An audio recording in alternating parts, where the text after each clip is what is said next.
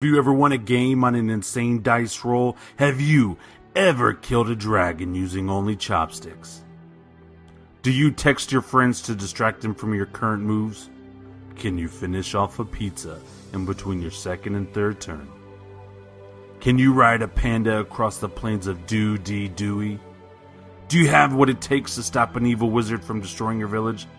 Do you tell your friends to call you Dungeon Master? Can you muster the strength to play one more game after 2 a.m.? Can you be the chosen one all the way up to bedtime? Have you ever dared to say no and pick your best friend's favorite character anyway? Have you ever randomly shouted nonsense because you thought it would be funny, and it wasn't? Well, we haven't done most of those things either, but we are willing to try. Join us as we explore the world of board gaming and all the crazy things that come with it. Welcome to the Epic Gaming Night Podcast. Welcome to the Epic Gaming Night Podcast, a podcast about tabletop games, but most of all, board games. I'm your host, Roy Canday, and with me as always is Matt. Hey. And Rob. Hey, hey. And tonight we have a special guest, the designer of Mice and Mystics, Jerry Hawthorne. Well, howdy do. Nice, Jerry. So can you tell us a little bit about who you are and why you're on the show tonight? My name is Jerry Hawthorne, and first and foremost, I am a dad and a husband, and I'm also a game designer part-time, and I've designed a few games, and I have a new one coming out, and I just wanted to get out there and talk to people about it. We're super stoked about that. Very excited about tonight, the topic is going to be all about Tail Feathers, which is Jerry's new game based in the Mice and Mystics universe. We're going to talk about that a little bit later, but first we're going to start off with what games we've been playing. So who wants to start with that? Don't all go at once. I'll go first. So this week has been a crazy week for me, but at the same time, I was able to play probably one of my favorite games ever, Game of Thrones 2nd edition. I was able to play with a couple buddies. I taught them the game, and so it wasn't as exciting because, you know, they had a lot of questions and things like that, and the backstabbing wasn't as horrendous as I'm used to, because I'm used to playing with a lot of people that know how to play the game, and so they backstab a lot. So these guys definitely teamed together to try to hurt me. And in Game of Thrones, your objective is you have 10 rounds, and the first one to conquer 7 castles or control the most castles at the end of 10 rounds. That's the basic standard version. Wins the game. And which house were you? We did it random drawing. I ended up with the Starks. That just means you're in trouble right off the bat right there. Well, if you let them stay around, they'll do great. Like, you have to be aggressive towards the Starks. So usually when you get past round 7, the Starks really start to make a big comeback. Because they're not in the middle where all the castles are. It takes them a while to get troops and stuff down there. But what I love about the game is everyone puts down their moves down at the same time on the board, and they put them on these little coins, and the coins mean they have different tokens on them that means different things. And so like I was right in front of the Greyjoy castle, and my buddy who was playing the Lannisters, there's this one little castle, I can't remember, it was a stronghold actually. And him and I controlled it, and for about 3 rounds we were going to see who was going to attack the other person. We were just going to see, okay, like, what's going to happen? And so I would always put down my token for defense, and I had it surrounded by support, because it's like 2 spaces away from the Lannister capital. And so I wanted to see if he was going to try to risk it, because I had enough support where I would have wiped him out if he tried to take it from me. And so for like 3 rounds, it was on the edge of our seat. We always did at the very last, whenever we flipped over our tokens, is, did you put down attack? Did you put down defense? Did you put down attack? Did you put down defense? So that was kind of fun. They got to experience, again, a little bit of the amazingness of Game of Thrones, because, again, they were new to it. They were asking a lot of questions, and we only had 3 players. I love the game with 5 to 6 players, preferably 6. Just get every house involved and just go crazy, because then there are no alliances. Like, I'm your buddy for 1 turn, but I've got to get 7 castles. Like, you have to get 7 castles, so I have to kill you. When you play with less players, there's a lot more like neutral units on the board and stuff like that. So you can almost win the Yes. game without interacting with the other players as much. Except for when you play with 3 players, which we played, that completely locks down the Martel. Oh, it gets rid of an entire part of the board. The whole bottom half of the board. So it's basically, and it also gets rid of the Greyjoys. So you can't go to the Greyjoy Island or anything like that. So it's just gotcha. the castles in front of the Lannisters and the Baratheon and myself. And what ended up happening is I never got my 7 castles, but because they kind of made their alliance because they were friends and are like, we don't know what we're doing, so just kill Rob. They kind of put themselves at a stalemate because I had 6 castles and they had a pretty big army in front of me, but both of them were like at 2 castles apiece. And so I was like, okay, this is round 9, so I can literally just sit here and hold my stuff, and they're not going to have enough time to move things around, and I can win the game by the end of round 10. And so that's what ended up happening. But they enjoyed it. I love it. I've lost that game more than I've won that game, but I love it. Just the stories and the craziness. And I showed them some things that were maybe some advanced techniques and stuff like that, so they're excited to play again. I played the game a lot, but I absolutely love Game of Thrones, and I would love for us to play one day, because I'm totally going to just never trust anything Roy says. Like, if Roy ever tells me, hey, I'm not going to attack you, I'm going over here, I'm going around, never. Have I made some sort of reputation or something, Rob? Yes. What? Yes. You should just get like a tattoo or something that just betrayer, like no trust. No. Just it's like I'm smiling, but I'm not, But anyway, it's a blast. It's a lot of fun, and so that was my game for the week that I'll talk about was Game of Thrones. How long does it normally take to play when you have 5 or 6 players? It's about 2 hours. It's about a 2-hour game. Yeah, if people know what they're doing, it's not necessarily too long. It's just the first couple players that get eliminated. They're not so much eliminated, but like the Baratheons and the Greyjoys, you can really isolate them to where they're kind of stuck on their island and they can't do anything.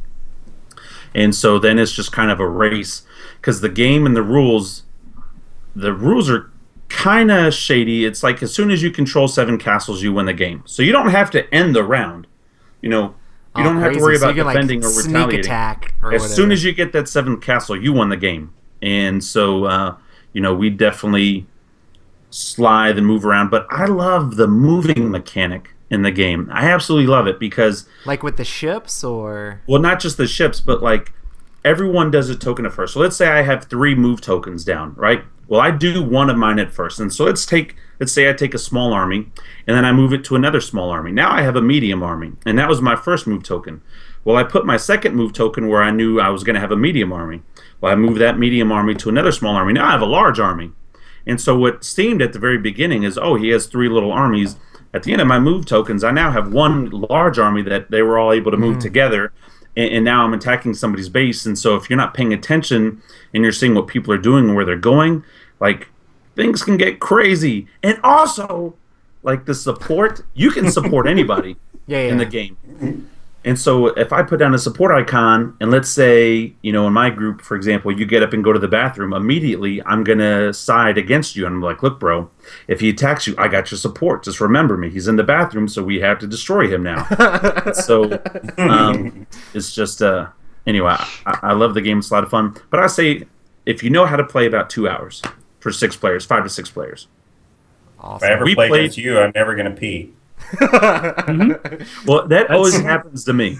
Every time I've gone to the bathroom, I've come back, and within two rounds, I'm dead. It's always weird. The worst is when you're playing a game and like you're like, I'm gonna go get snacks real quick, and as soon as you walk out, you can hear them talking about you. Yeah. Like when you're playing one of those like diplomacy or whatever games. Yeah. Like every time like I walked out when we were playing Twilight Imperium, like I was like always scared. Like they're talking about me in there. What are they talking about? I had to like peek in and be like, guys, calm down. See, that doesn't get me so much. What gets me is when I walk back in the room and they all just look at you smiling, like, hey, hey, you're back. It's like, nope. Hey, do you want to play Game of Thrones? Well, it depends. That's right. Depends. Let me go to the bathroom. Yeah, I need depends. I need to wear my depends. That's right. Or just in this Game of Thrones, like you're not allowed to go to the throne. Maybe you should just bring the throne with you. Like have like a bedpan or something. Pull a Colby and get a poop sock. So awesome. Well, I'll go next. I'm going to go exactly the opposite of the epicness that is Game of Thrones and say that we played Looping Chewie. which is the remake of the game Looping Louie, where instead of there being a crazy guy in a plane flying around, you have Chewbacca in the Millennium Falcon flying around in the circle, and you're trying to protect your stormtroopers from being knocked over. This game just came out and on the Force Friday thing, but it's a whole lot of fun. It's basically like Loopin' Louie with 3 players. It's just good fun, playing silly games, and sometimes it's hard to find Loopin' Louie, so I thought it was really cool that this game came back out. Have any of you guys played Loopin' Louie before? A while ago. I think I played it at your house, actually. But you're still undefeated, aren't you? Nobody's beat you yet. I've been beaten in Loopin' Louie a whole bunch of times. When we played Loopin' Chewie, I won every game. Okay. Okay. Did anybody else pick up something on Force Friday? I didn't get anything. I know you were looking for the Star Wars Risk that was supposed to come out. Yes. I did get it. I'm excited. There's another Star Wars Risk coming out? Yes! Yeah. Oh my gosh. And it's all TIE fighters. That's the whole battle. It's Return of the Jedi, and the whole point is one person controls the Empire, and everybody else are the Rebel forces.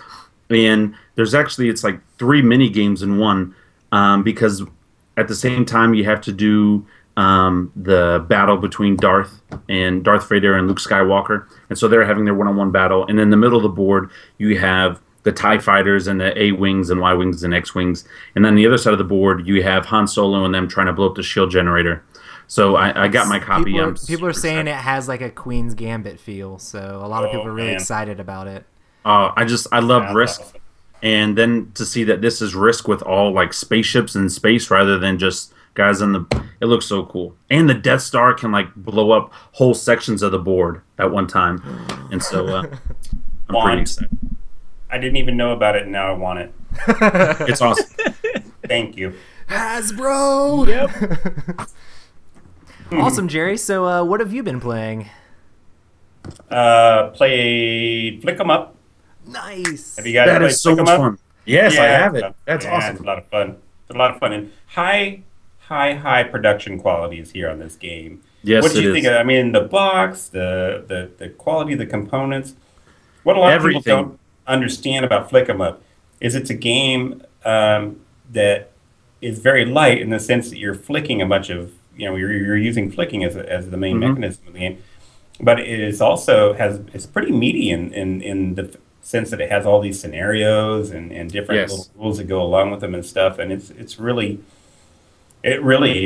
has a great balance when it comes to having that meaty stuff for gamers, but also the flicky stuff for casual gamers and stuff. And I'm horrible at flicking, but me too. My wife. I absolutely love flicking games, even though I'm horrible at them. I don't know. I just die laughing every time I go to flick something and it goes off in a weird direction and stuff. But we played a big 10-player game of Flick 'em Up, and I was. How did that go?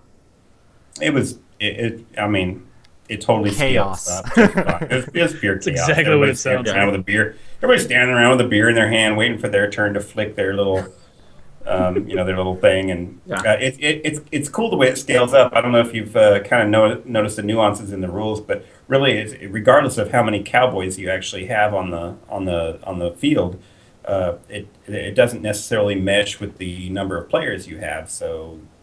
I've only played in small groups thus far with my Flick 'em Up, but we have used all 10 cowboys, so I can see that. I just could imagine 10 different personalities, people trying to flick stuff. That would be fun. Yeah, we had, young players all the way up to the oldest, which is probably me. So you're not that old. Do you play on teams or? Yep. Yeah, it's 2 teams. Okay, gotcha. The good guys and the bad guys. Yeah. Nice. That sounds awesome. Loads of fun, and lots of chaos because you get different people with different flicking capabilities, and the puck is flying off the table quite a lot. And some people flick it really hard. You can't rear back. It all has to be finger. There's no pinching off of the thumb to do that. It all has to be. They're very clear about that in the rules. You cannot pinch it off with your thumb. You must use the table as your leverage to flick. Yeah. And I like that. I like how that sort of limits everybody to the same amount of flick power. but there's a little learning curve. You have to kind of learn that new way of flicking when you start. It's like foosball with no spinning. You guys have and played then foosball? there's a little mission, scenario objectives and stuff, which makes it really cool. Oh yeah. Yeah, And definitely. the quality is amazing. It definitely looks Everything. very exciting. Like, whenever I play dexterity games, they're always just a blast. So I'm willing to try out any dexterity game just because it looks crazy. And the ones that are more involved with the amazing, beautiful components, it's just like, I gotta play it. When you bring it over, Rob, we gotta play it. I will bring it over soon. It would be a lot of fun with our group, especially with some of the characters that we play with. But I won't be there this Friday. I'll be out of town. Yeah. So be out of state. They're having a contest right now that if you could take a video of like some fun flick that you do in the game and send it in, then they're going to vote on which one. I wins did that see game. that. I saw the. Didn't you guys post that for? Yeah, well, we posted our version. Yeah, with the Dead of Winter zombies and stuff. Yeah, Who was it that smashed all the zombies off the table? That was Dave Richards, our graphic artist. He's just Nice. We should do something. Yeah, you should. You should just do it. You have the game. You might as well do it. Just do it. Nice. I mean, they did that on their Across the iPhone, so. That's I'm just awesome. thinking like the old Michael Jordan, Larry Bird contest, like off the window, down the drapes, rolling across the thing, knocks the guy over. So, how about you, Matt? Have you played anything this week? Well, let's see. We played Good Cop, Bad Cop, and Dixit, and some other games, but I'm pretty sure we've already talked about all of them, so I can give a cursory overview of those games if that's what people desire. I just want to see your beard. Huzzah. I just like that we played Good Cop, Bad Cop actually got a little bit better for me this time than the first time, because the first time it was very I don't know, it didn't seem like there was a whole lot of substance to it, but we only played like two rounds, I think, the first time we played, and it was kind of like, oh, okay, cool, this is a game, all right, neat. And we just moved on, and this time we played somewhere on the nose of 6 to 8 rounds. So what is Good Cop, Bad Cop? Like, so Good Cop, Bad Cop is a It's a micro kind game. of it's a little party game in a box, like One Night Ultimate Werewolf, where everybody is issued a card that will determine their loyalty. 3 cards, actually. And then, so you have your regular sets of cards, which are like loyal cops, and then you have like the unloyal cops, or the traitorous cops. And then you have 2 special cards, one of them being the agent, and the other one being the mob boss, or something similar. yeah. It's like Kingpin or something like that. Yeah, and those essentially you get dealt these 3, and whatever the majority of your loyalty is, that's what loyalty you are. So if you have 2 unloyal and 1 loyal, you'll be like a traitorous person. But if you have the agent or the Kingpin card, those get your, no matter what other cards you have, you're always going to be either good or bad. And then from there, it's a game of like social deduction, where you're like, you have a certain amount of things that you can do in a turn. Like you can look at one of somebody else's loyalty cards, or some items you can play, or you can, I feel like there's other stuff, but most of the time what you do is look at other people's loyalty cards and try to make accusations.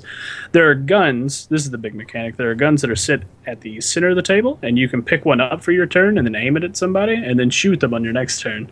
And anybody who is not an agent or a mob boss or kingpin, sorry, they will die immediately upon being shot. And and agents and kingpins take 2 shots. So it's a really interesting game of people just kind of making really ballsy plays, and then you being like, I don't know if he's on my team, I don't know what team he's on.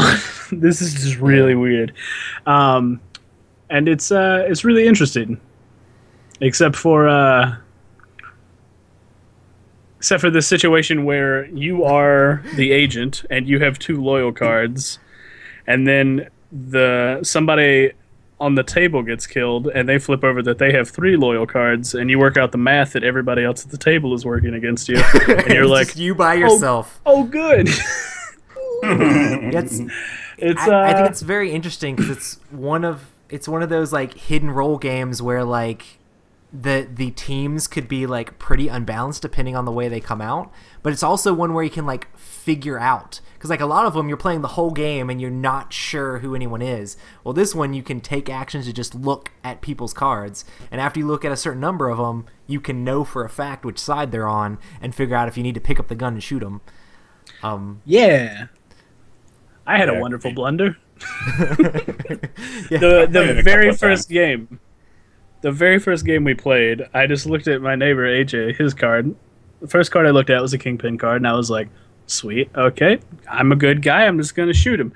And so I pick up a gun, aim it at him, and then next turn comes around, and I'm like, okay, I'm going to shoot him. But I had forgotten that the guy before me had played a card that reversed all of my loyalty cards. So at that point, I was on AJ's team, and I just shot him.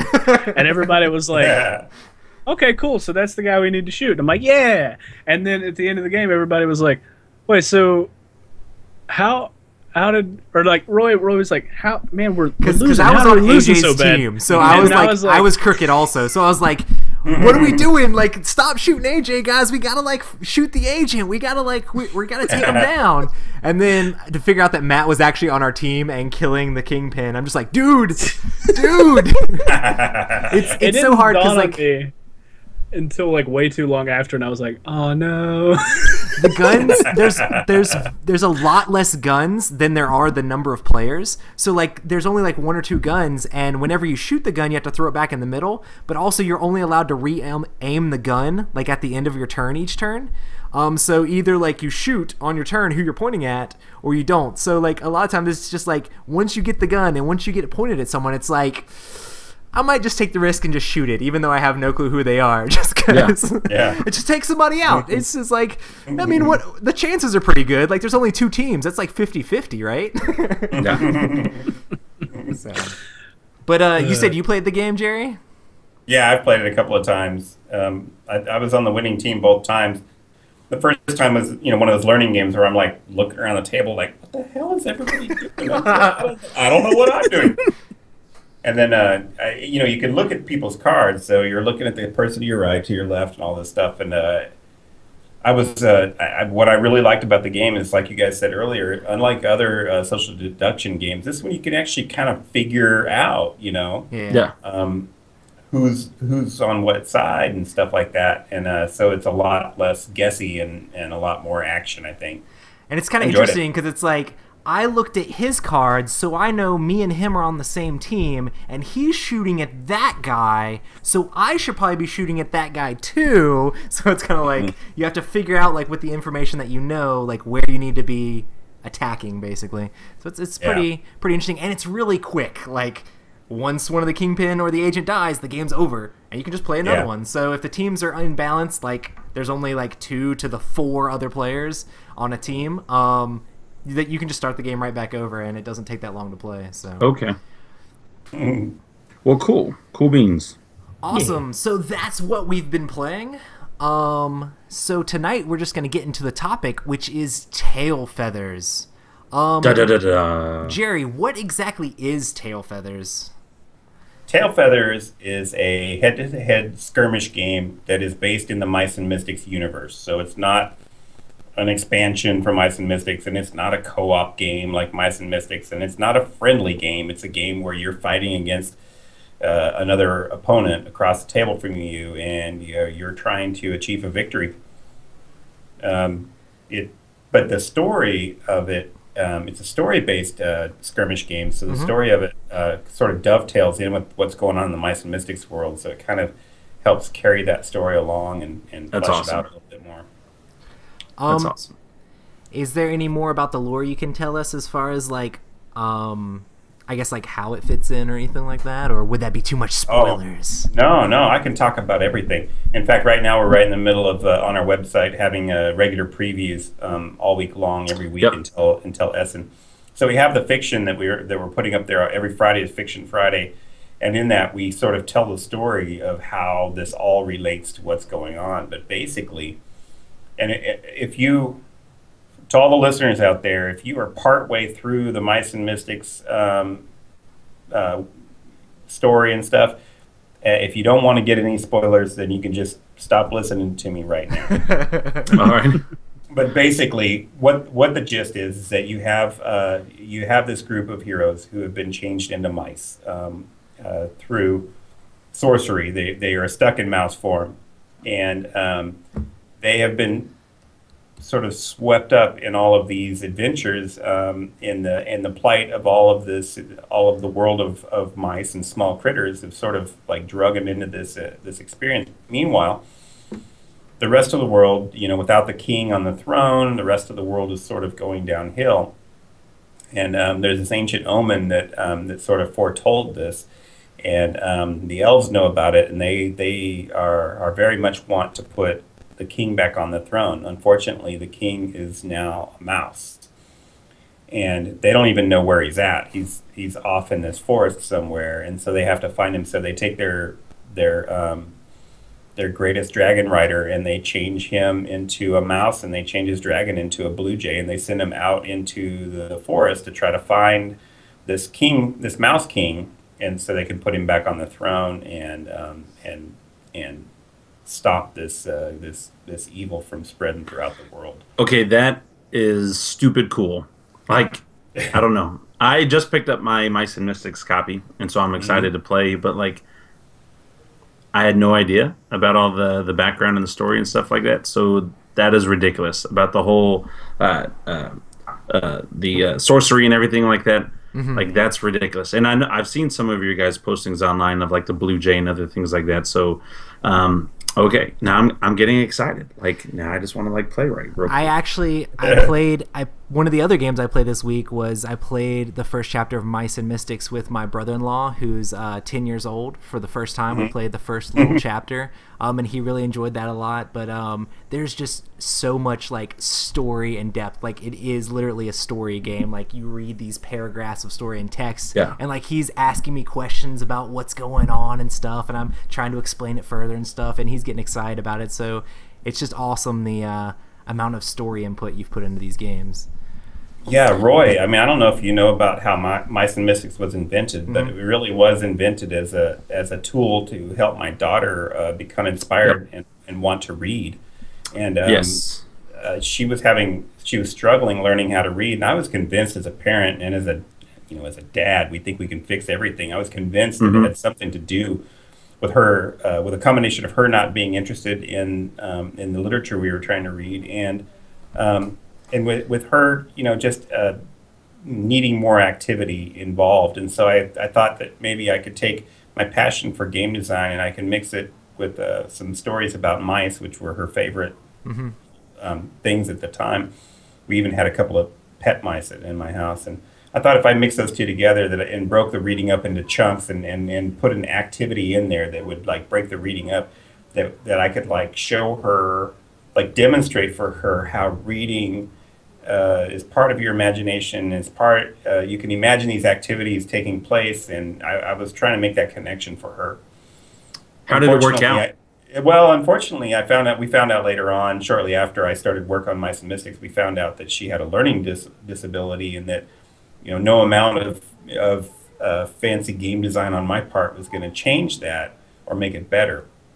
But by that time, the idea of Mice and Mystics has sort of started to take root in my social circles and stuff, and it just kept on growing, and it became a full-fledged published game. And that's still awesome in its pure form. I mean, it's published as a story. It's a storybook that you can play through, and trying to like create this new synthesis of those two things. Unlike others have been done, I didn't really set out to try to make this random set of events that you work your way through, but this is a solid story that you just play through, and it's really truly is designed for people who love reading or people who want to teach others the wonderful imagination that is inspired by reading. Yeah, I have the game, and I want to like play through like the stuff and get all the expansion and everything, but I have a a 2-year-old son, and there's a small part of me that just wants to save it for like when I can play it with him for the first time. Like it would be, I mean, that's one of the main reasons I have the game, is just so I can play with him and like read through the stories and do it together, since it's like a cooperative game and you can work together like as a family to go on these adventurous quests with these human characters that have been turned into mice, fighting against the evil that has overthrown the king. It's like really exciting. It's a fun story, and then the story continues along into the mini expansion Heart of Glorm, and eventually the mice end up out in the forest in Downward Tales, and they continue their adventures together in mouse form, and where Tail Feathers fits in is basically the direction that the story is headed. There was I had conceptualized this idea where the mice were going to need to travel somewhere, and I'm not going to tell you where, but they're going to need to travel somewhere by way of bird, because in mouse form they're just too little to make a journey as far as they needed to go. And I started thinking of characters and stuff, and I thought of this character who was a dragon rider changed into a mouse and bird, and I tried to conceptualize how this character would fit in with the Mice and Mystics story, and I came up with this idea that there's this war that's happening on the northern part of the Downwood Forest, and when this mouse arrives to try to find Colin, he suddenly gets swept up in the plight of these northern mice who are trying to fend off these raids by these rats who have teamed up with the hunting birds that patrol this field that divides the two parts of the forest. And he gets swept up in that whole adventure and everything, and there's like a series of battles that are fought. And so this is part of like the history of the Mice and Mystics world, really, is old mice sit around telling tales about the time when they flew on birds and they fought these battles. Yeah. And so the whole thing sort of takes place in the memory of these old veteran mice who are sitting around this bar telling old war stories. And then what you're doing as a player is you're literally playing out those little battles that they fought. That's so cool. And it all just kind of dovetails, and it helps expand and flesh out the world of Mice and Mystics. But it's also a great way to introduce Zur and his mission to find King Colin and help get the world back in line. So will the miniatures game itself, since Mice and Mystics has so much story in it, will the miniatures game have a lot of story, like in the scenarios and stuff like that as well? Yeah, each scenario is like a little chunk of a story. There is some literature that you read at the beginning of the scenario. It's not nearly as lengthy or as detailed as Mice and Mystics. In other words, you're not like reading that much of their individual conversations and stuff like that. It's more of like, this is a battle that took place, and this is why it took place, and this is the lore behind it, and these are the participants in that battle, and then you play the battle. You use those participants, and you play that battle. That's awesome. So it's like a little story-based skirmish game, and then there's a campaign. All the scenarios that come with the game can be played in campaign form, where you start off at the beginning of the campaign, the first scenario, and you have all rookie pilots and all first-level birds and all low-level units, and as you play through the campaign, you and your opponent will get opportunities to upgrade your troops, kind of like a little RPG. Oh, nice. So you play from one scenario to the next, and each scenario, your little guys get better and better until finally you're in the final scenario. And that's the only one that really counts. All the other ones are just kind of trying to get you to level up your guys correctly, and you're trying to stack your odds in your favor to play that final climactic scenario. And if you have more upgrades than your opponent by winning more of the previous battles, then you'll have an advantage, but your opponent could still win. Yeah. So, 2 quick questions. One, is there a skirmish mode in this game where you can just do straight out skirmish? And absolutely. Yes. Okay. Fantastic. We provide tools for that too. We have the force building rules and the points values that you need to point up all your forces and everything. Great. And we have scenario creation tools, and then we also have these wonderful objective cards, which you can use to just create an instant scenario that has flavor and objectives to it. You lay out the objective cards, and they create battlefield conditions, weather conditions, different things that affect the battle that'll change your tactics and it'll change your rhythm of play. Now, hold on. Weather conditions. So, you really don't see that a lot in other skirmish games or things like that. And like, as soon as you said weather, I immediately thought, okay, raindrops to me wouldn't be a big deal, but to a little mouse in a field, that's huge. Like that would, like a little puddle is now a lake or a river to them, and that completely could change the whole battlefield in and of itself. Are we looking at things like that? Yeah, you'll have like there's one Nice. there's one objective card that has fog on the field. So when in the game, you're fighting for treetop territory and aerial supremacy. So you have birds that fly around through the sky, and they can pick up troops in their claws, and they can carry them to your opponent's side of the battlefield. But your foot troops typically fight on the tree branches and in the trees as they're protecting the nests for the birds that are helping you protect your territory. Your whole goal is to drive the other birds out of the forest and gain air superiority, so you can go back to living peacefully. In order to get troops into your opponent's trees to like try to destroy their nests and drive them out of the forest, there's many different ways you can do this. You can have birds pick up your troops and fly them over there. You can put your troops on leaves, and they can cut the stem, and then the leaf will drift through the sky, and hopefully it will get to the other tree, and you can get your troops in the other tree. Or you can send them on ground missions across that open field that divides the trees. Very dangerous, but sending troops on ground missions, you can get a lot of troops in your opponent's trees.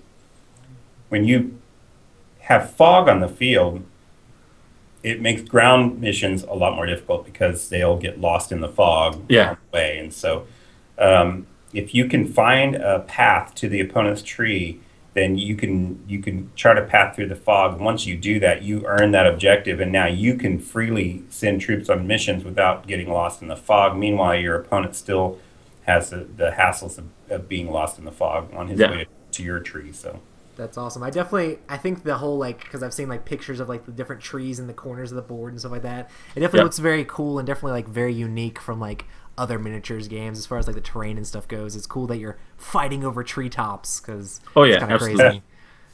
Yeah, it's really sort of a crazy game. It's different than anything out there. There's all kinds of stuff going on when you're playing. You got your bird units, they fly and they move differently than your ground units, and your ground units are, trotting along these tree branches and stuff and having little battles in the tree branches. You have all this stuff going on at the same time, but it's all real streamlined and it flows real easy. We just got through playing a game before I hopped on the podcast, and nice. I think it lasted maybe about an hour. We played this. Did you win? No, I did not win. What? No. I got my tail feathers handed to me, man. Oh, okay. Yeah, one of my playtesters that's been working on tail feathers with me for a long time, he showed up to game night tonight. Every Tuesday night here at Plaid Hat Games, we have game night, and we'll come soon. Thanks. The invite. You're welcome. It's an open door policy. You just come on in. Yeah. But real quick trip to Texas. We know Jerry, guys. Guys, we know Jerry. We got lots of space. We got lots of tables and lots of games. Awesome.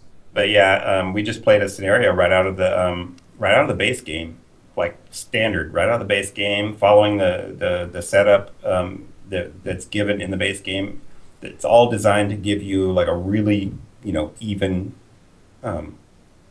competitive game. Yeah. And I started off strong. The mission was that I had captured one of his pilots, and I was holding him hostage, trying to get information out of him. I finally got information out of him about where the mice, Nez and his group. You guys may or may not be that familiar with Mice and Mystics, but Nez is a tinkerer. He knows how to build things. He's also a big burly guy. He's got a hammer. That's what I know about Nez. Yeah, he's a blacksmith from the castle. He knows how to build things. So as soon as he arrives in this portion of the forest where they're having these battles, he teaches them how to build this powerful siege weapon called a ballista. So the mice have been building this ballista so they can take on these rats, and the rats find out about it. They want to know where the secret ballista is being built, so they can like go and destroy it or steal the plans or whatever. So they end up capturing one of the pilots named Snibble, and they find out from Snibble by Love that name. They, I don't know if they torture him or whatever, but they interrogate him and they find out the information of where the ballista is, and now they're going to go not only destroy it, but they're going to bring back the plans on how to build them themselves. So that's where the scenario is. And so my job as a rat player, I was a rat player. I had Snibble in my nest and had his little figure in there. My opponent had his birds lined up. He had one bird that doesn't have a pilot on it. That's Snibble's bird, Sienna. And they want to come over and rescue Snibble and get him back to safety. My job is to go over and destroy the ballista and then pick it up and carry it back to my side of the battlefield to win the game. There's also a secondary win condition. If you just destroy your opponent's nest, you can win the game just by destroying their home nest. Mm-hmm. But the nest points in this particular scenario are really high, so that's like not the most desirable way to like go after the win. So assuming that my opponent, being the mice, are not going to go for a nest destruction win, I go full force. I put all my units into going for that ballista. And I was like winning. I mean, winning. But then a leaf, one of my opponent put 3 little Oak Guard warriors on a leaf, and it went spinning across the battlefield, and it came all the way over close enough to my nest for him to start shooting at my nest. And I realized too late that I needed to get troops back to my tree to defend my nest. So I started like turning resources back and bringing guys back to my home tree and trying to get that going, but I didn't. Too late, Jerry. He just shot my nest to hell and ended up winning the game by a nest destruction victory, which is a rare thing for that particular scenario. So that's crazy. That's awesome. That's what happens. So you put all my eggs in one basket. Or in one nest, or right? one ballista. I don't know. Anyway, so now, real quick, my second question that I didn't get to ask: the Mice and Mystics game and the Downwood Tails and all of those pieces are compatible with Tail Feathers, correct? Yeah. So far, we included in the base game of Tail Feathers, we included all the cards for the base game of Mice and Mystics. So if you already own Mice and Mystics, all your figures from the base game Mice and Mystics, all of them can be immediately played in Tail Feathers. That's awesome. Which means that when you buy Tail Feathers, not only do you get a box full of 2 awesome armies to play, but if you already own Mice and Mystics, then you have all this other stuff that you could like start army building like right away. So basically, if you own Mice and Mystics, you already own a box of Tail Feathers almost. You really own a big chunk of. I mean, there's no birds, right? The birds come with Tail Feathers, but there's a lot of army options there, a lot of heroes and a lot of squads that you can build out. And the way that the Mice and Mystics squads and heroes work in Tail Feathers, it very much is reflective of the way that they work in Mice and Mystics. We've translated their flavor over into Tail Feathers quite a bit. Now, is that compatible with the other expansions as well, where you may have the same figurines, but the additional guys have their cards as well? So anything in the Mice and Mystic world will work with Tail Feathers? Maybe. Eventually, we're going to release cards to allow all Mice and Mystics figures to be played in Tail Feathers, so that you'll always have that crossover compatibility. That's awesome. We want to make sure that people have a value for whatever they buy. I personally want them to feel like what we're doing is creating value, not trying to create a source of revenue for ourselves. We want that's genius. We feel like this is the best way to have a win-win. I love that idea. Absolutely love that idea. Mm-hmm. So I saw a bunch of like the little movement templates you guys put up on your website. How exactly does that work? It looked really cool, like the way the movement stuff works in this game. Yeah, I mean, I would love to explain that. What happens is during a round, you have phases of the round, and one of the phases is you have a tilt phase. Now, if I have initiative, I could force you to tilt all your birds first, and then I can tilt mine. But basically what you do is you go, during the tilt phase, you go around and the birds are mounted on these, does the public see this? Yeah. If anybody Okay, is watching the video, they will be able to see, which the video is going to be on our YouTube page. Some people will be listening to the audio, so they won't be able to see it. But I'll make sure to put some pictures on Instagram and stuff. For the audio people, what I'm doing is I'm holding up a miniature right now that comes with the game. The riders are they're removable and they're swappable. You can swap out different riders with different birds to create different combinations of abilities. That is so awesome. But the birds are mounted on this ball and socket, and they are very, mobile. Yeah. And what you do is during the tilt phase, if let's say your bird is sitting here and it's at center tilt, you can tilt it one tilt position. So, for instance, I could tilt it to the right. Okay, that would be one tilt position. If he was all the way over to the left, I could tilt him to the center. I wouldn't be able to tilt him all the way to the right. But that's what you get to do on your tilt phase. Then when you activate that bird on your turn, because it's an I go you game, so I can choose which units to activate. I activate this bird. He's tilted to the right. I build his flight path using these different flight templates. Mm-hmm. But each flight template has to go towards the right. So they all have to turn to the right because he's tilted to the right.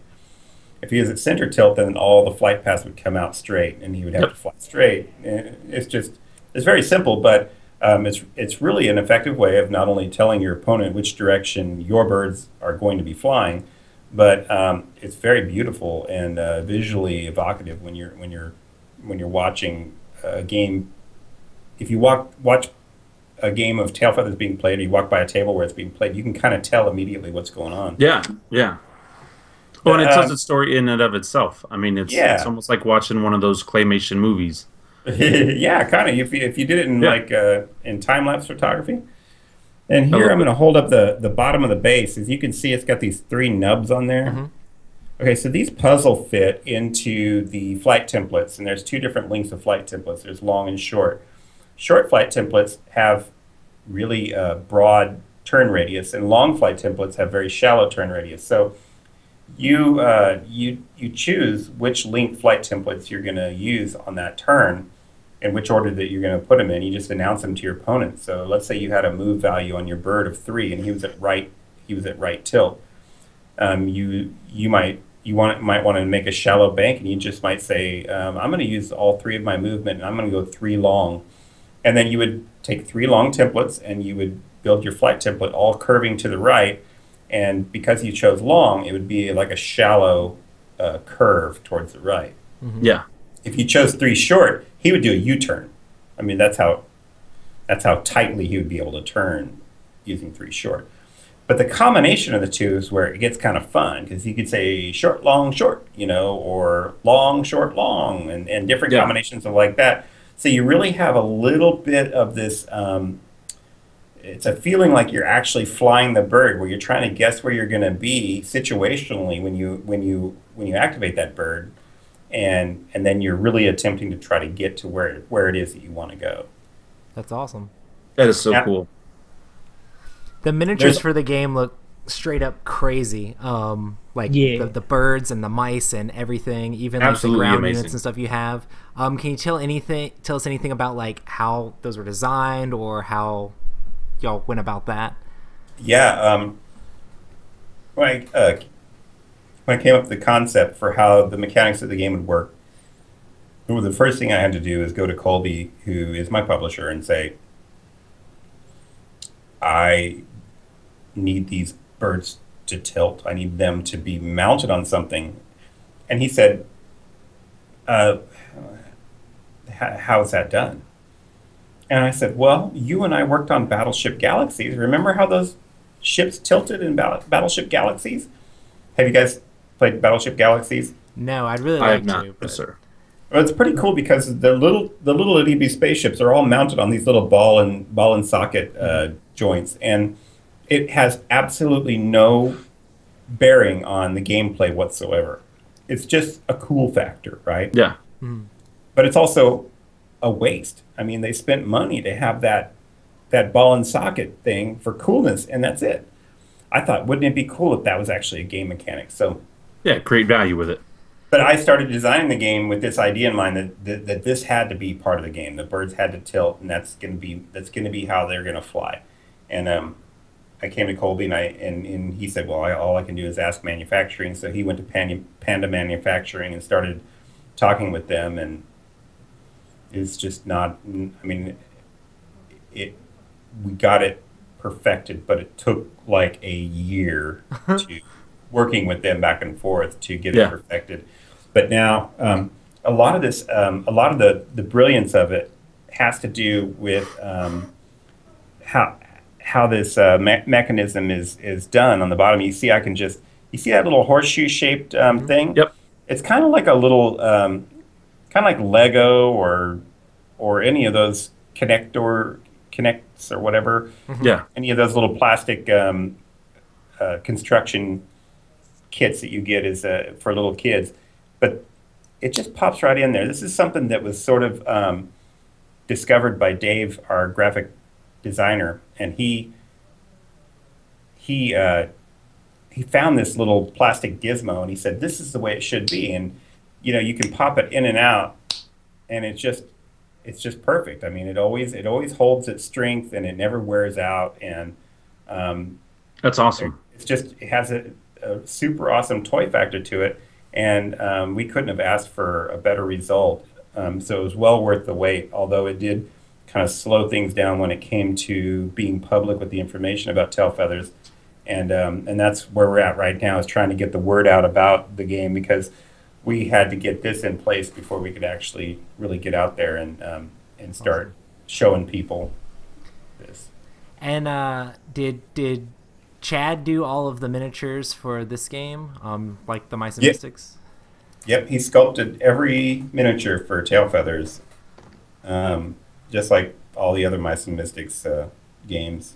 Any other game in our lineup that has miniatures, he's our sculptor. That's awesome. How many miniatures are going to come in the base box? You have Great question. yeah, you have 5 birds. Okay. Which is, you have two rat birds and 3 mouse birds. So you have one rook for the rats and one hook-beaked blackbird for the rats, and then you have Blackbirds. two starlings for the mice, and 1 blue jay. So that's five birds, 5 pilots, and then you have 6 snag commandos and All right. 6 oak guard warriors. So you Okay. have one.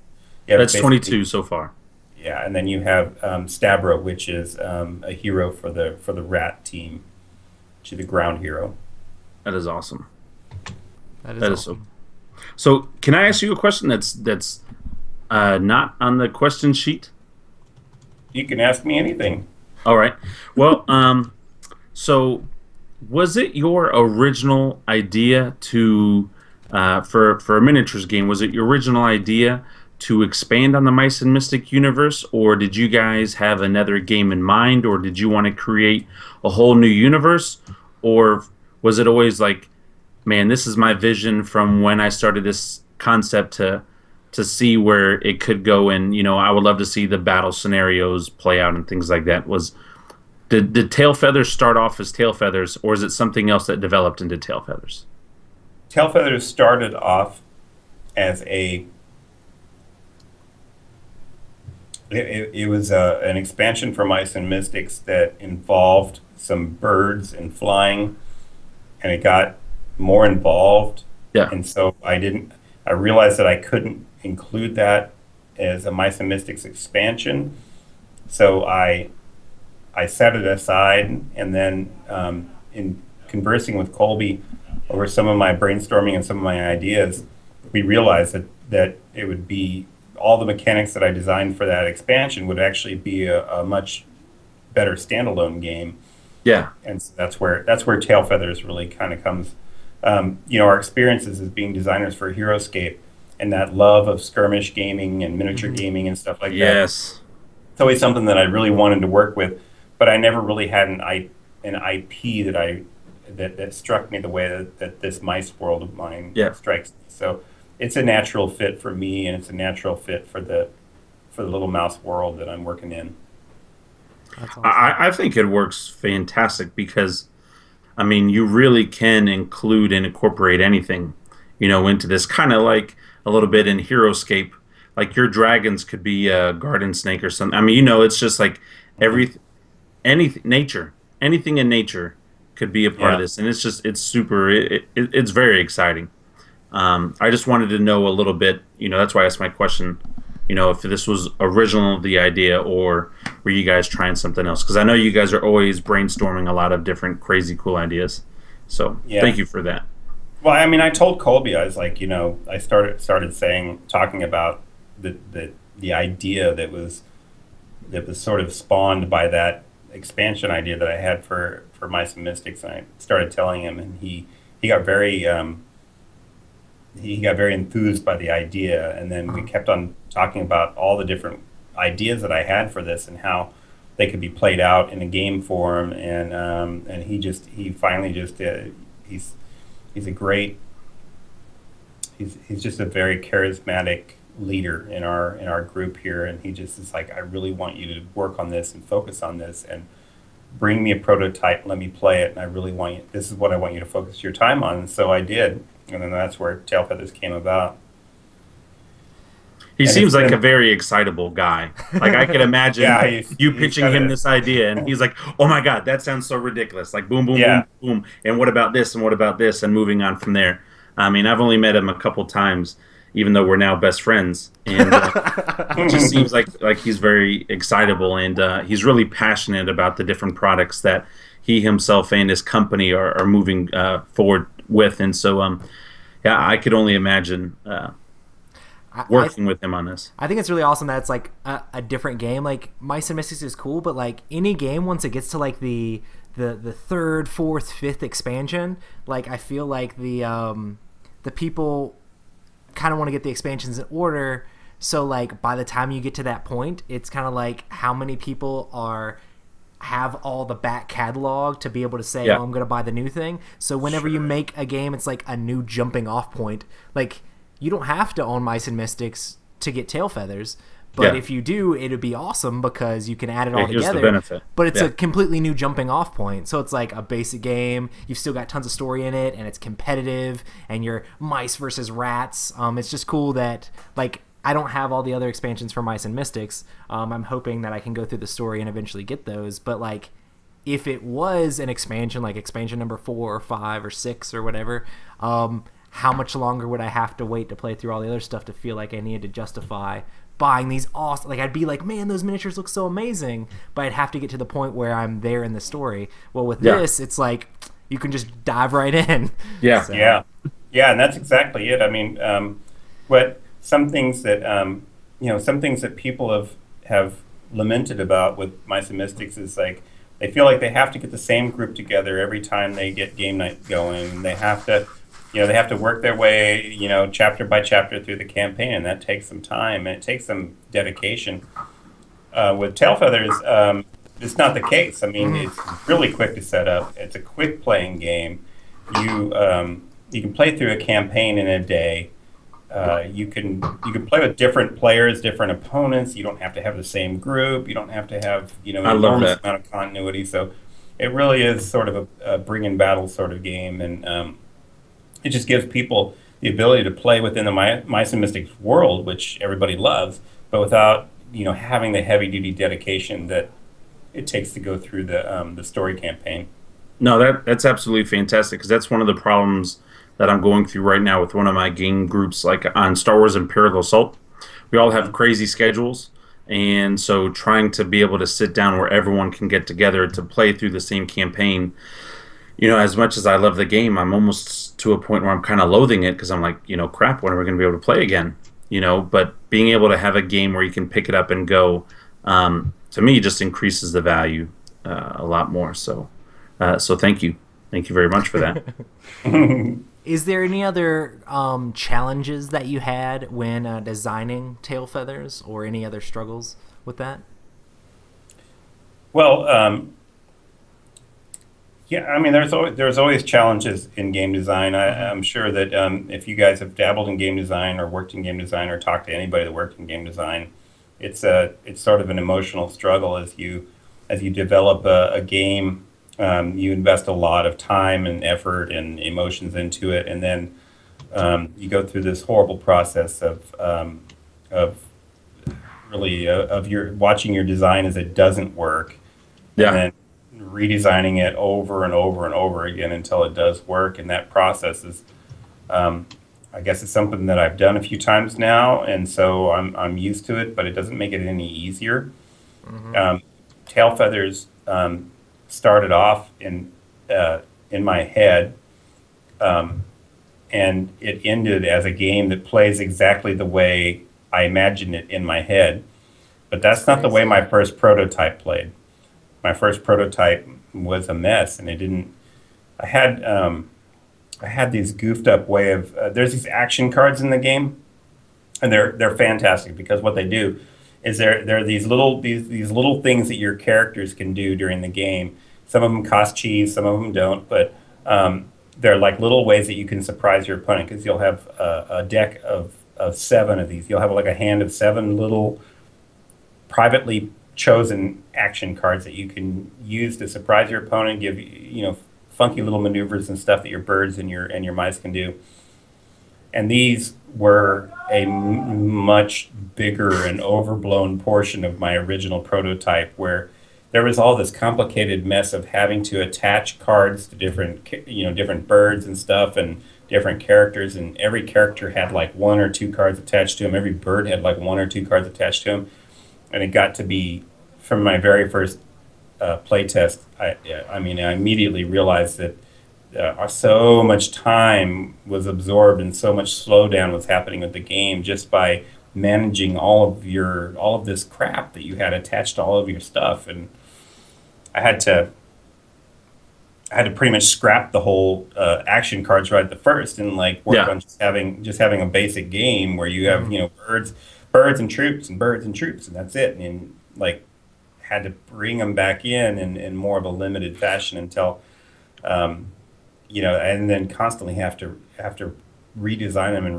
until they actually didn't get in the way of the gameplay but enhanced it. And it's hard to explain and it's hard to do. Yeah. No, you actually have to go through this process, which sucks because there's a lot of printing of cards and cutting of cards and throwing away your printed and cut cards, and like printing new cards and cutting new cards and throwing those ones. You know what I'm saying? It's a lot of drudgery. Yes. I don't want to sound like it sucks, because I wouldn't be doing it if I didn't love it. But that part does suck. It's painful and it does suck. It does suck. Yeah. But I'm really happy with the way it all turned out, because when I sit down and play a game now, and now that it's all done, I'm playing with the real deal now. I sit down and play a game. It plays just how I had imagined it in my head. That's awesome. That's awesome. That really is awesome. And that's really essentially what game design is you come up with an idea in your head, and then you're trying to create a physical thing that is an interactive physical thing that interacts with other people, which you can't predict. You're trying to make that match what the action that you see playing out in your head of 2 people playing your game. It's really weird, tough. That's awesome. I know Roy's dabbled a little bit in game design, and I, for like a week, thought I could make a board game, and it didn't work. So you know that part where you cut out and like redo it and cut out and redo it? I just threw it all in the trash. That's what happened with mine. Yeah. Well, I got mine to play testing, and it was like, this is so flawed. This is so messed up. I quit. And so it ended right there with me. I definitely understand the toll it takes on you, and then once other people see what's broken, and you're like, it's not broken, I hate you, but it is broken. So I could see how it wears on people a lot. A lot of creativity. There's a lot of torture that goes with creativity. So there's a lot of embarrassment too, because you have friends that you rely on when you are designing a game, and there's actually that point where what you've had that's been private, which is your idea, and then you made it into a prototype, which I pretty much hide from the world when I'm creating my prototypes. And then at some point, I bring in this stuff to my friends, and I lay out all this paper crap that I've made. I'm like, well, let's play my new game. And they're all trying to like be enthusiastic, and they're trying to learn it. And then if it and it most certainly will suck. And they don't know how. They don't know how to tell you that it does. And hopefully they'll just flat out say, that was not good. Yeah. That's just a really hard time, because most of the time that first play or two, we get done playing and it's like all awkward silence, and I'm like packing up my paper crap that Yeah. I'm packing it all up, and I'm thinking in my head, I'm just gonna throw half of this away. I mean, Yeah. you have to. Half with of the this first is going in the prototype. trash. I It might as well has just to. burn it right now. Yeah. And it's just tough. Do you ever apologize? Like, guys, I'm so sorry. Guys, like, that's Yes. it sounded different in here. What I do now is I just apologize in advance. I'm saying, sorry I'm inflicting this upon you, but I have to go through this process, and you are my best friend and victim. You Right? you're there for me. Well, You're gonna look at help Mice me and through Mystics. You know what it can be. It's not there yet, but you know what it can be. So that's great, though. That really is great. So, how has Plaid Hat moving to Texas helped with your game design and playtesting and prototyping and all that Yes. stuff? Well, I've learned a lot more about the industry in the past 2 months than I learned in all the many years that I've been involved previously. Because my role previously has always been very individual. I was a freelancer who just did work out of my house, and I would have very minimal contact with the people that I was working for, and what contact I did have was very brief. And so my involvement with Colby as a publisher and as a freelancer were always very limited. And now it seems like I'm like right here with everybody. They provide me a little office here, and so I can come into work and I'm right here mixing it up with everybody, and everything happens a lot quicker. Yeah. And with Tail Feathers, I got to tell you, the most hugest progress made with Tail Feathers were made right after I started working here, right after they moved to Texas, because Yeah. one of the most important members of our team is Dave Richards, the graphic artist. And one of the most important members of the Tail Feathers team was Dave Richards, our graphic artist, Yeah. who was able to take all of my mechanics and not only present them in a rule book so that people would be able to digest those rules, but he literally, the actual mechanical stuff, like the tilting of the birds and the way that the flight templates interlink with each other, this is stuff that I knew that he would be able to bring that to the next level. Yeah. But just being here and having that happen so quickly with him and watching him work on it and just say, this is how we're going to do these. This is how they're going to puzzle fit together. This is the way I'm going to do this. This is how we're going to identify one bird from the next. These are the little ID rings I'm going to slide this onto the base. This is how I'm going to have the base made. That guy made Tail Feathers just pop. I mean, all those little details. So when you get your game and you're looking at how all this stuff relates to each other, all these little interworkings of all the components, just remember, all that was just paper crap that I made, like with my crappy little art program and stuff, and that everything that's shiny and awesome about it is Dave Richards, because he was able to craft that to such precision that it took what was like just mediocre crap and it made it so much more usable and better and just shiny. And graphic design is so important for board gaming. Just like being able to recognize the graphics and have it laid out in a way that makes sense. It's awesome. Well, and also being able to see and touch and be right there to make those decisions rather than a scan and email or Skype. Or call and Skype and stuff. Yeah, like I can imagine just being there and being able to have that face-to-face and touch and see and everything has just made a huge difference. It's cool. He's like his office is 10 feet from mine. If I have any questions, I just walk on down there. And he comes walking into my office. What do you think of this? I like it. All right, cool. It's like so quick and so easy. And that is just, I mean, that's worth gold right there. So I feel like just the fact that all you guys are together, because you've been part of Plaid Hat since basically the beginning. Since the beginning, yeah. And so the fact that you're all like a family now and all in the same house, like the games that you guys are going to put out are just going to get better and better. And they've been amazing so far. So I don't even know how it's possible, but it's great. So what is your personal favorite tabletop game? My personal favorite tabletop game. Well, I always say it. Mm-hmm. I'll probably say it again. I love Hero Quest. Yeah. Hero Quest, I think, is it is the board game that hooked me on board games. Gotcha. And the reason is because prior to Hero Quest, I was an RPG person, right? Mm-hmm. And I painted miniatures, and they were all painted for my RPGs. Then I just like couldn't find an RPG group for a while, so I bought some Warhammer books and bought some Warhammer 40K books, and I read through those, and I really liked the setting and the lore and everything, but I never even actually played Warhammer. But when I discovered Hero Quest, mm-hmm. I was actually able to talk a few of my non-gamer friends, because I was in a total non-gamer group of social life at the time.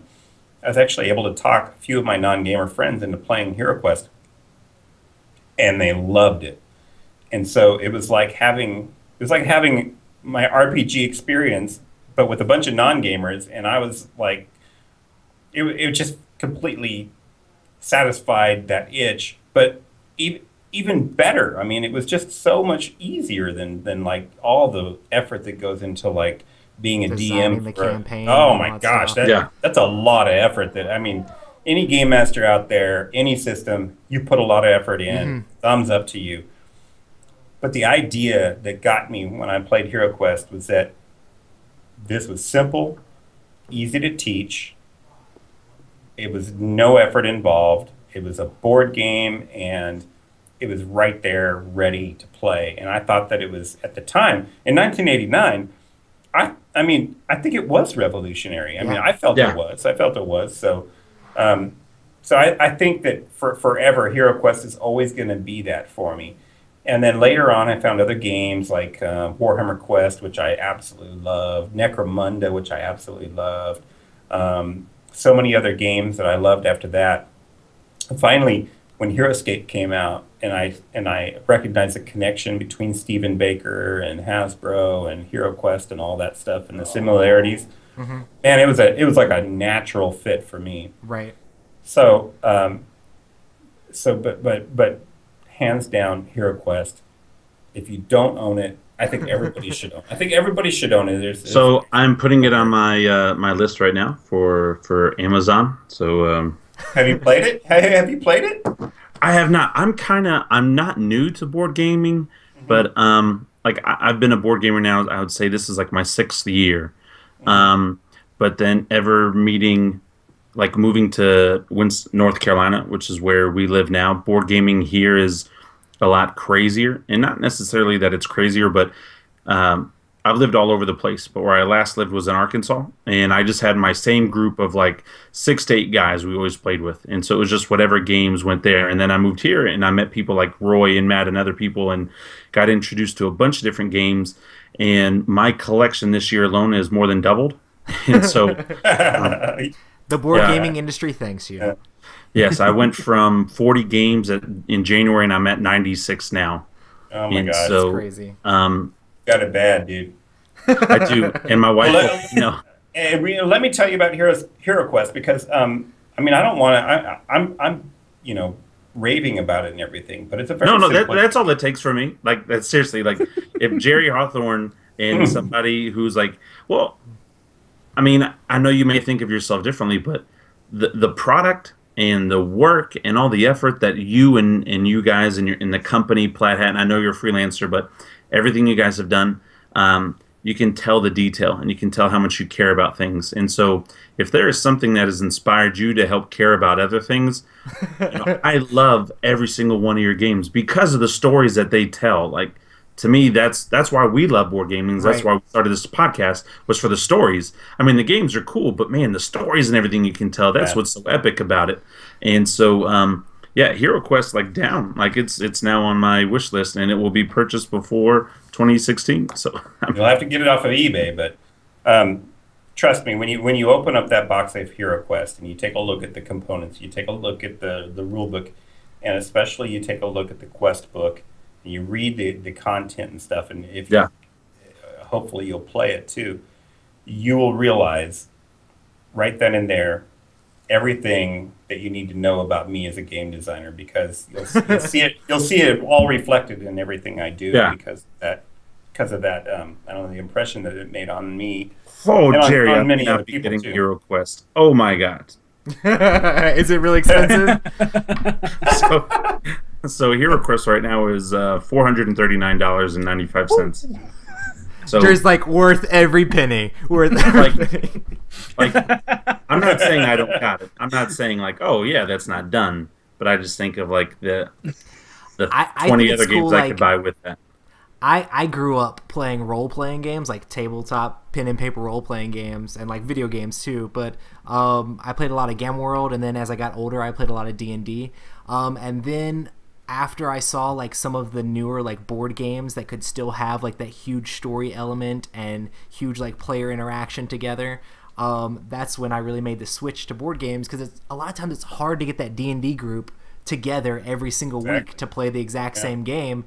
With a lot of these board games, you can get the same amount of story and half the work and still be making epic experiences with your friends. So I think that's a lot of where Hero Quest fell for you, and where a lot of these other games that we're playing, like Dead of Winter has huge story, Mice and Mystics has huge story. There's all these games that just have like amazing storytelling, and we're really excited about all that sort of stuff. Absolutely.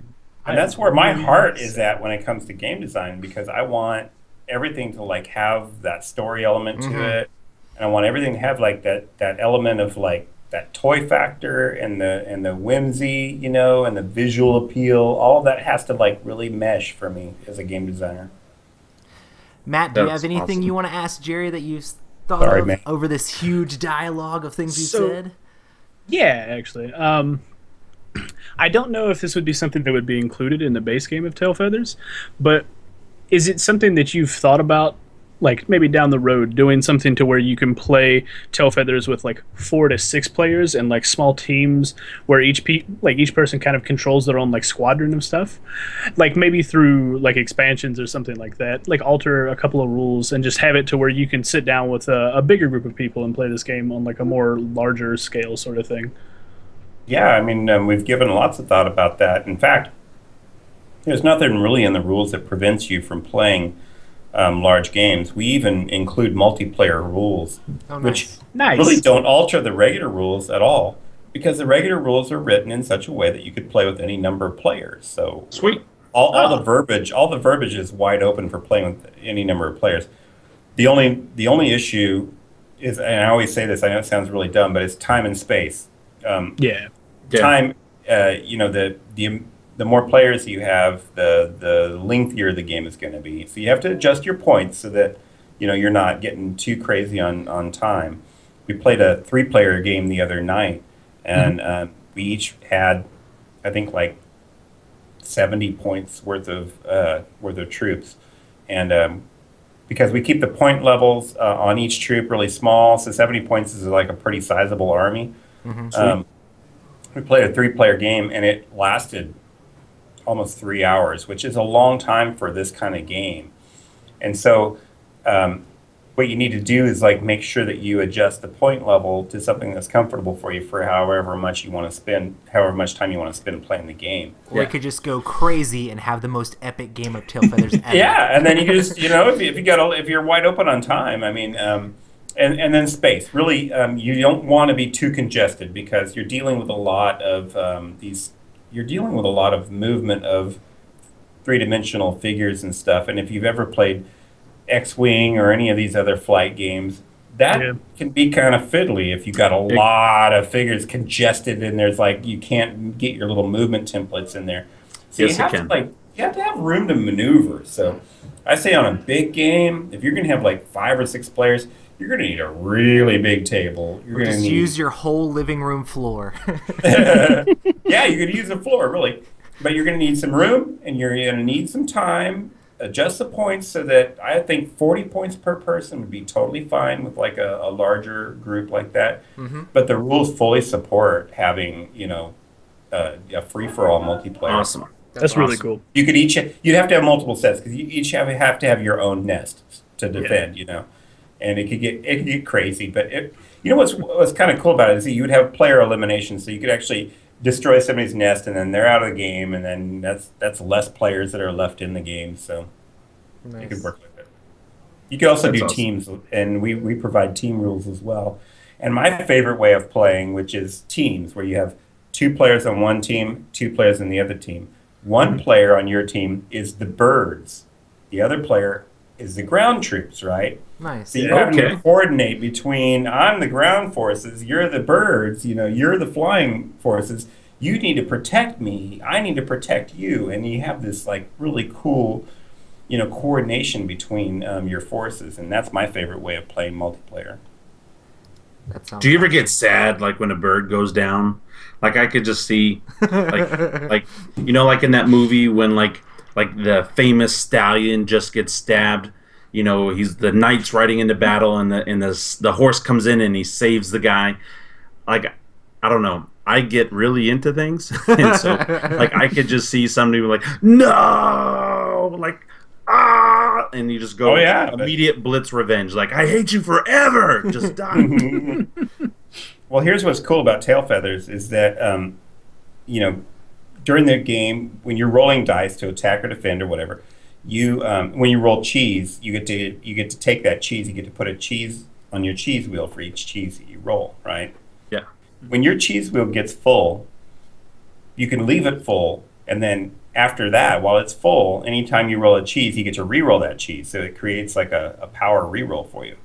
But if you want, on your turn, you can like take all your cheese off your wheel and bring back a unit out of the dead, like a whole squad of foot troops or a hero back from the dead. That's awesome. If you have a bird that's been shot down, you can send ground troops on what we call a rescue mission. And you just play the rescue mission, you assign troops to it, and if at least 2 troops survive that rescue mission, you can bring a bird and its pilot back from your dead pile. That's so cool. There's so much cool stuff in this game. Yeah, there's attrition is not the main way to win. Yeah.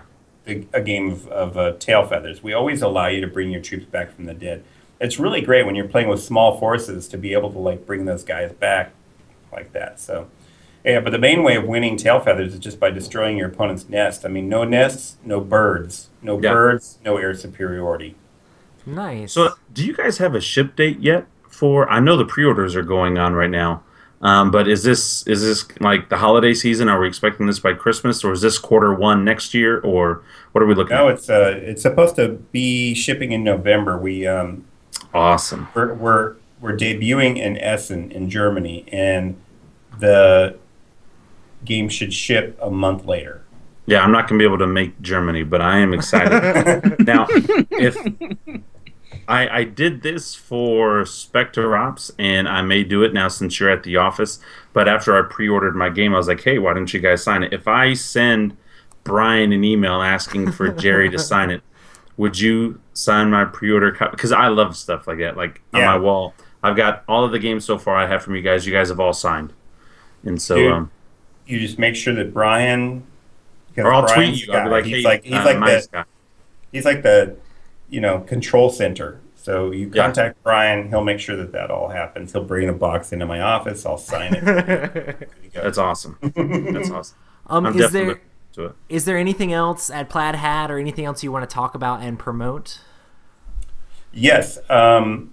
Ashes. We have a new game, Ashes, that's out now, and I know you guys have probably heard about it. We love it. Love that game. This game is like so tight and so structured and such an incredibly rich environment for dueling card gaming. And that artwork. Fantastic. The artwork, Fernandez, she is so talented. But I don't know if I broke the game. she's beautiful. She is super nice. I mean, she is incredibly very talented. attractive. She is very beautiful. I mean, her art is beautiful, and so is she. Yeah. So it's pretty But awesome. I have created this Aerodel deck, and ever since I've created it, I have not lost with it, and so I'm super pumped about it. And anyway, Ashes is absolutely amazing. Cool. Yes, it is good. So we have Ashes. We are working on Seafall. And Yes. we are, I mean, Seafall. I've bought, Awesome. I don't know, I've bought 8 copies of Risk Legacy. I've played through 8 different copies of Risk Legacy. Wow. I'm a And big you're gonna- Rob is a Rob You are Nadio going to get a fan. lot of mileage out of Seafall because it's like, it's like Rob's magnum opus. I mean, That's awesome. It's like taking Risk Legacy to like the 10th power. So Don't even say that, because like well, I don't want to raise your expectations so high that they'll never be met. I don't think but that you. they're that doing you some could. things with Yeah. the Seafall that have never been done. I will be like that kid. Did you So- guys see that article of the kid that died after playing video games 22 days straight? Like that will be how I go out. I just kept playing Seafall and I just ended it. But cool. So sorry to interrupt. You said Seafall. No, and I mean place. those are the big things. We have we've teamed up with F2Z. So How is that going?